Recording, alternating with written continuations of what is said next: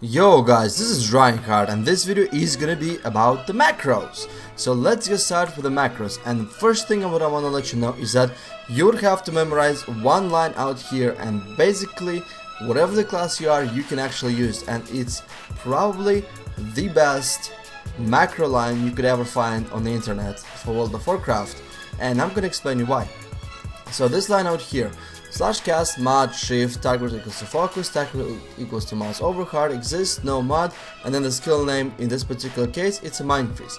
So basically what it does, let's say I'm targeting this dummy out here, I'm gonna focus this one out here, and if I mouse over this dummy right now, you see it actually mind froze the dummy that I mouse over. Okay, so that's a one function of the macro.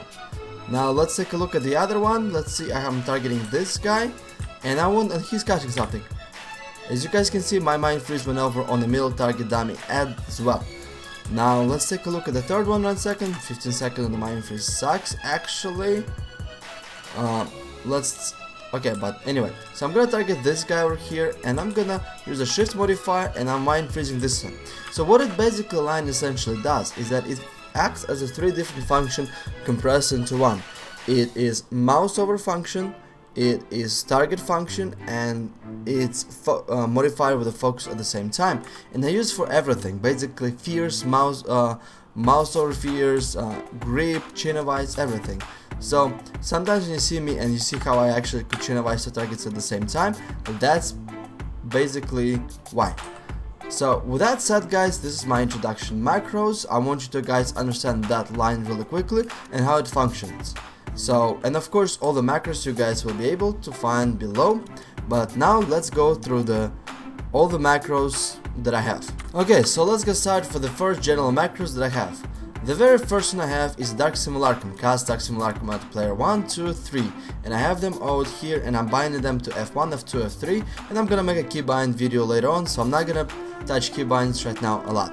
And then the next macro text I have is a focus arena player 1, 2, 3, which is actually invaluable when you're switching targets. For example, you want to train the healer and you want to see what kind of CC are they trying to cast on you, or if they're gonna try to peel you. So switching focus actually works perfectly. Sometimes it's better to mind freeze the CC off of you, let's say fear, and then the mind freeze a heal, because maybe your other partner got a heal on the target. The next one I have is assist, and this one is used for RPGs, and it's basically assist the second target caller, because even though you're as a DK usually a primary target caller, in most cases, sometimes no, sometimes other player can actually see, and most it's a rogue, so that's why I have a assist macro here, and especially useful for my luck too, knowing who to hunt. Next one is a cancel effect. It's basically a cancel hand of protection. For example, if you bopped out of silence, or if you bopped and you want to do a counter pressure really quickly. So yeah, hand of protection works perfectly well as a defensive cooldown, but if you want to cancel it, cancel the effect. And also we have cancel the effect Unholy Frenzy. For example, you frenzy yourself in a duel and you want to get rid of the effect, there's your clue. Cancel the effect Lichborn. Why I actually like to cancel it, for example, if you're fighting, good example, Vanguard's Cliff, and you get pre-sphered. Well, you popped a Lichborn. Now you know that the CD on the fear is about roughly what, 25-27 seconds? Guess what? The Lichborn is basically a liability to have, because the pilot can actually fear you right off the bat. So pop it and then get rid of it.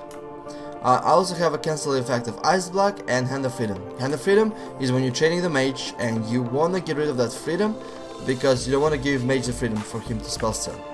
And the Ice Block, well, sometimes you copy it and you want to get rid of it after they did some nice shadow burst on you and you survived through that due Ice Block, but you need to get out of the Ice Block because they're probably switching to your partners and you wanna peel. And really quickly I'm gonna just pop Frenzy on myself and cancel the effect. Frenzy on myself, cancel the effect. Okay, so now let's go through the other ones. Now this video is getting very long, so I'm gonna actually just basically gonna bum rush through the macros here, and I'm not gonna put a presentation template. I'm actually gonna have you look at the screen, and if you want to copy all the macros, they're gonna be down below. So another arena player 1, 2, 3 macros I have is the Death Grip 1. death grip 2, death grip 3. The main reason I decided to put it there because our new force hit bonus in Missile Pandaria is actually going to allow us to grip twice within 3 seconds. So I think that actually putting Arena Player 1 to 3 grips is going to be very useful. Next one, I have a focus, pet stun and leap at the same time. And I have two different separate macros for my pet. So this one on my pet leaped and stunned the dummy at the same time. And then I have another one out here in the Reinhardt specifics where my pet basically gonna go manually and pet stun the target, and it's also gonna stun my own target at the same time, but I'm not using a pet leap and stun to my target itself. I usually just manually press it, pet leap and then stun. So that's basically how I like to use my pet. Next one I have is a presence dance, and because I play Unholy, I have a dance here between the blood and Unholy with a shift modifier onto the frost. For frost decay, just do the opposite and replace frost with Unholy. And the reason why I have blood and Unholy for particular reasons is when you need to turtle up, blood presence is actually gonna be very useful. And another reason why I like it is with the shift modifier to frost presence. For example, if you know there's a RMP opener is gonna be on you, or you can foresee some CC chain on you, then the frost presence is actually gonna be your best buddy because it does make you CCable a lot less, a whole lot less, 20%. And the next marker I have is a PvP Gargoyle, which basically pet follow pet attack, so it actually starts on my target, and then cast Blood Fury Racial because I used to be an orc, and then use Cataclysmic Gladiator Badge of Victory, which is basically activated trinket before you summon the Gargoyle. But I know they fixed it in Cataclysm, so whatever you have the procs at the time, that's how the Gargoyle actually acts. Not like a dots where it takes a picture of your stat and then starts unleashing its hell. Next on is Huddle, very good macro, everybody have it, so either bind it to your pet bar or bind it to somewhere, but make sure you actually gonna be using it. Next one I have pet leap with a modifier on a focus. The only difference for it is that it not only leaps towards my focus, it stays there and starts attacking my focus at the same time. Because let's put it this way, sometimes you pet leap one cast and then 1 second later you want to pet stun it for full 5 seconds, like 5 to 6 second lockout. So next one is Mind Freeze that I showed you earlier. Then I have is a pet attack, pet follow in the beginning. The reason why I put a pet follow in the beginning is for actually mainly Gargoyle. It's has very little brain, probably like of the size of a pea or maybe an atom or something, and the Gargoyle AI is absolutely horrific. So basically this is actually really good. It kinda makes you switch off the target at the same time, and also has a modifier to my focus and my mouseover. Next one I have is pet coil with a pet back at the same time. So let's say if my pet is out there is getting analed, I'm just gonna pull it back and I'm gonna coil it at the same time. And then I have the pet follow, just regular pet follow because sometimes you actually do need to pet follow. And then I have a strangulate with a modifier to the focus, and this one that I cannot live without, and it's basically focus target equals to mouse over. For example, I want to kill the flag carrier, he's over here, and the HP is healing him very closely, so I'm gonna focus mouse over, focus him right here, and I'm gonna start attacking HP. And I see, Prat Warrior, FC, and I see HP is trying to cast a heal, and I'm gonna strangulate him, right here. And then after that, I want to actually line up a pet stun, so there's a pet stun. And maybe I want to line up and focus Mind Freeze. So it's very good coherence, and I really love this macro. Focus target equals to mouse over. And then I have a frenzy on my partners, and you can actually put a multiple partners there for the sake of it. Let's say if you're team hopping like I do most of the time. And the last but not least is a weapon swap. Weapon swap towards my axe, which has a disarm reduction, and then my sword, which actually is a Fallen Crusader. I'm thinking of actually maybe buying a third weapon for one particular reason of a spell shattering that reduces the silence effect by 50%. So for Reinhardt specific, I have a Chain of Ice, and even though I have a full macro text, I do have a shift 1 separately binded, so my focus Chain of Ice is actually Control F, which is a little bit different. And then I have Chain of Ice Arena Player 1, 2, 3 in Arena.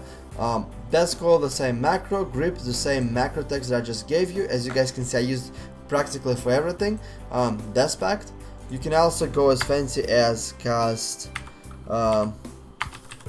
raise that, so it will not only it will pet sack, but it always will actually summon your pet at the same time, which is, I think, is pretty awesome. So you raise your pet and you then pet sack.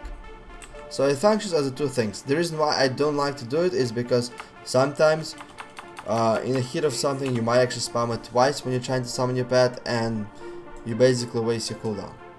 Dark Simulacrum is the same thing. I have two Dark Simulacrums. One is for release, it is Q, it's over here, and one for me actually applied as a either mouseover or a focus. There is a mouseover. So let's put a unit frames on. Then I have a Gargoyle, which is basically pop everything and a frenzy, and it's usually for PvE. For PvP I have a Gargoyle with a separate frenzy bind. And then a pet stun, and this is actually a regular pet stun. It's without a lip. And if I want to have it a pet stun focus, so I basically order my pet to go on pet stun and focus. And I like it that way, to be honest. Next one is a Dark Transformation, and I put my Engineering Glove enchant in there for this season. But next season I think Engineering enchant is going to be way better, and I'm probably going to use it for stacking necrotics, but still going to be probably using it with a Dark Transformation for PvE. Lichborn cast at player death coil is basically when you to call yourself and you're getting low and stuff.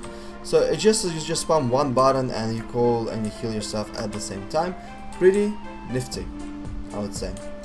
And then I have petfollow, Petattack, and it's actually disregard that. This one is actually pretty easy. It's kill the other DK. If you do running a double DK RPGs, when he pops a Lichborn, it's pretty awesome. Focus Chain of Ice and Strangulate. I actually have two Strangulates. I'm probably gonna get rid of one. So I have, once I went through it, I actually found a few keybinds, a few macro attacks that I actually need to get rid of. So guys, that's about it. I hope that video helped you guys a lot, regardless of what class you are. I made this video for a DK